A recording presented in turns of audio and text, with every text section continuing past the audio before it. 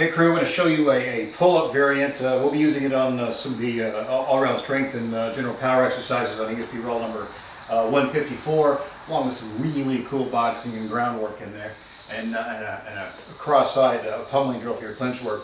But this is it's a drill we're using a whole lot to get us some stability when we're going for our top wrist locks and double wrist locks. There's a tendency when we're hooking these up to think the hand is gripping on the opponent's hand as the one doing most of the work. We want to learn to equalize that grip and get some true 50-50 pull in it. And then you're going to find if you're just doing a wrist-assisted pull-up, meaning if I hook up a chin-up grip here, rather than throwing my second hand on the bar, I just go ahead and grip my wrist.